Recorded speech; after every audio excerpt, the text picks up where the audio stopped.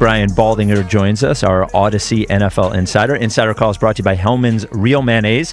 You can purchase Hellman's at your local Walmart, Kroger, or grocery store. Baldy, how are we doing?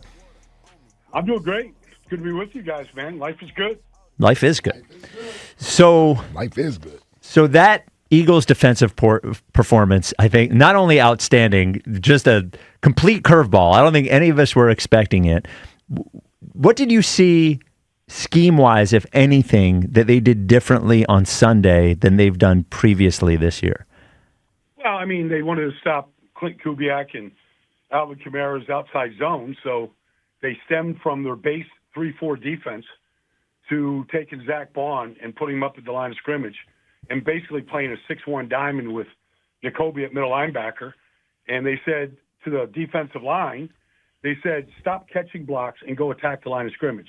Mm-hmm. So Jalen, Jordan, Booker, Brandon, they attacked the line of scrimmage, and they did not give the outside zone run to Alvin Kamara to the offense. And so if you want to stop the run in this league, it's all about gap defenses. Ike knows this better than anybody. I don't care what defense you play. They're all gap defenses. And they got their heads into the gap, and they penetrated. And, you know, they made Kamara stutter his feet and stop, and he had very few holes. So you go from giving up, 6.5 yards a carry to 2.5 yards a carry. But the late stemming and the shift to Zach Bond, I think, was exactly what they needed to stop that particular run offense.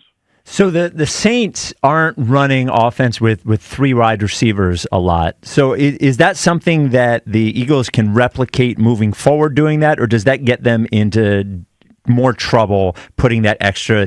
Can they put the extra guy on the line of scrimmage that way in the future? It does depend on formation. Yeah. The Saints are a two-back team. They're a big two tight end team. They're not a big 11 personnel team the way most teams are, the way Tampa is, for example.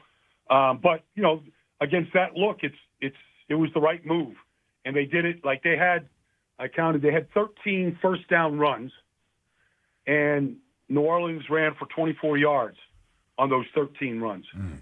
So the big down is to stop the run is you got to do it on first down, and keep them out of 2nd and 5 and 2nd and 4s the way Atlanta and Green Bay had them for much of the game in those first 2 weeks, and so it really discouraged them from staying with it, and Kamara never really got it. Now, it helped that they lost their center, in the second series, and they weakened two positions by moving their starting, guard to center, and so that helped a little bit. But nonetheless, it was a good changeup by Vic.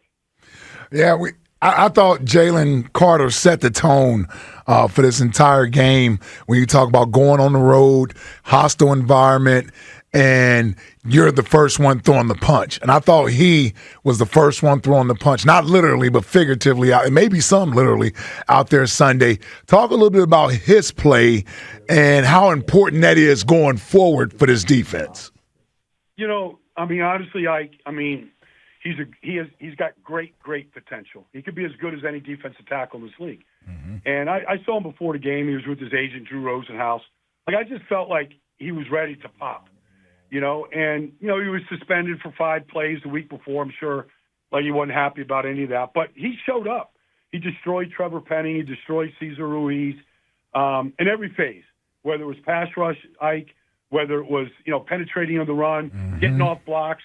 He just has freaky movement and unusual strength and power. Not many guys. Fletcher was a very powerful guy. He didn't have the movement that this guy has. Now, he has to – Fletcher did it every week for a long time, 12 years, whatever. He was a consistent player. Mm-hmm. Right now, to me, he has to decide, I'm going to do this every week. Because he can. But it's up to him. He has all the potential in the world to dominate on the interior. And I do think he sets the tone for everybody else up there, whether it's Milton or Jordan or Booker or anybody. I do think he sets the tone because he's the most talented player, period. And, you win games with your most talented guys, and he's a guy that can change the whatever any team wants to do. I don't care if it's throwing it, running, whatever. He can change the direction that a team wants to go. And you mentioned something that I had mentioned also yesterday about his potential and him reaching it and how it really is up to him making that decision every week, starting in preparation and practice, knowing what to do, practicing a certain way, and then taking it to that game on Sunday. I was fortunate to play with B-Dog and T.O., two Hall of Famers right there. I saw the way they practiced. I saw the way they trained. It was different than everybody else, and there's no surprise as to why they were the great players that they were. You lined up across from him, but he was your teammate in Reggie, right? You were here with Reggie for a little bit, right? I played with Reggie. What? I played with him and against him. Mm-hmm. What was that like when you see a person with that level of talent? Like what? And from your point of view, explain what that's like to watch that type of greatness on a regular basis. Well, you know, you don't want to be on the highlight reel of Reggie, humping you, right? You know, that's the first thing. You don't want to be on the highlight reel. I remember when my brother was playing right tackle in Kansas City one year, and I just told him, look, this is what Reggie wants to do, and if you overset, you're going to be thrown right off the screen. And like he literally was in panic mode the night before, and I had a good game against him. But that's one, you don't want to be embarrassed, by Reggie. And number two, what kind of potential he has. And so if your techniques aren't perfect, if you don't have a game plan, play to play, if you're not in the right spot, you're going to look bad. And I think the same thing is with Jaylen. Like, he has that ability. Trevor Penning looked terrible. He looked serviceable the first 2 weeks. I think the late stemming bothered the Saints, and I think that's something that will bother any offensive line. It kind of disrupts the run game blocking assignment sometimes. But, just from the talent standpoint, anybody that watches Jaylen Carter's game last week and you're playing against him this week, you're in Tampa right now, you're looking at that talent. You're looking at him just come through the inside shoulder because he's a skilled pass rusher. He's going to get to your edge. He knows how to adjust. He can spin. He's got all the counters. So you got to stay in front of that guy. Cody Mock is the right guard for Tampa. Like, that guy's the second-year player. He's witnessing the type of power because he goes up against Vita Vea every day. So that's the type of power that you're talking about here. Yeah. And you've got a short set. You can't give them much of a runway. They're going to walk you right back to the quarterback. Baldy, over to the offense. After a couple of weeks of screaming for Dallas Goedert, they definitely found him. Is that as simple as deciding that you're going to make him a focus? Is that all they did to get him free the way that he got free? Well, New Orleans plays a lot of man coverage. They did on the big splash 61-yard catch. They caught him on a rub route in the middle of the field. And, the Saints ran into each other. I don't know why they're in that coverage. It's 3rd and 16. I don't understand it. But, they play a ton of man coverage. And so they had their man beaters up. And, it certainly, helped them that, A.J. was on the sideline, Devontae went out, Covey went out. I mean, he was the go-to guy, And so they had to call his number. And that's one of the reasons why he had the numbers that he had. But, they play a ton of man coverage. And he's good against him. He's good, period. But, he got featured basically like, you're throwing at Paris Campbell. I mean, some of the guys out there, I'm sure, Johnny Wilson, whatever. Yeah. Like, I know who I'd be looking at if I was a quarterback. For sure. Some of those other guys are out there. Speaking of the quarterback, I guess just a general, view from you on the game that Jaylen had and the turnover issue that keeps popping its head up. Yeah, there's no doubt. I mean, look, the throw. I mean, look, Tyrann Mathieu has 35 career interceptions. No safety has more. The guy is a thief. He's sitting back there in cover 2. It's not a great route at all by Devontae. It's no excuse. You're throwing it. It's 3rd down. You got a field goal. You don't have to throw it there. There's no doubt you don't have to throw it there. There's a lot of things you can do. But, he's their go-to guy right here.